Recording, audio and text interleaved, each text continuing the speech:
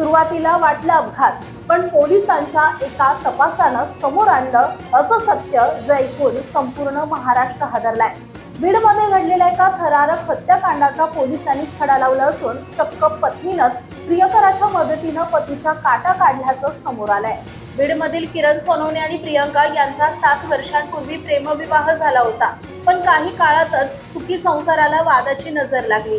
याच वादातून प्रियंकाची जवळीक वाढली की पतीचाच मित्र दशरथ परदेशी याच्याशी दोघांच्यात प्रेमसंबंध निर्माण झाले आणि त्यानंतर सुरू झाला पती किरणला रस्त्यातून हटवण्याचा खळबळजनक कट। या कटात त्यांनी धीरज येडे नावाच्या आणखीन एकाला सामील करून घेतलं। घटनेच्या रात्री आरोपींनी आधी किरणला भरपूर दारू पाजली। किरण नशेत धुंद झाल्यानंतर दशरथ आणि धीरज त्याला दुचाकीवरून एका निर्जन ठिकाणी घेऊन गेले। तिथे दबा धरून बसलेल्या दशरथनं किरणच्याच रुमालानं त्याचा गळा आवळून हत्या केली।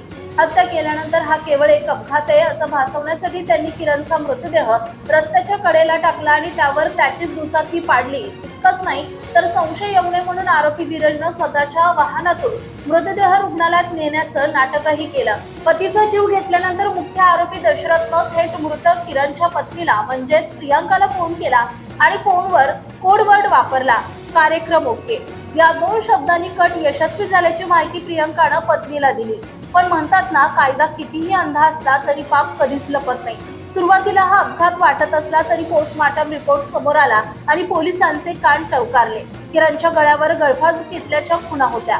पोलिसांनी तात्काळ तांत्रिक तपास आणि कॉल डिटेल्स तपासायला सुरुवात केली। संशयाची सुई थेट प्रियंका आणि दशरथवर स्थिरावली।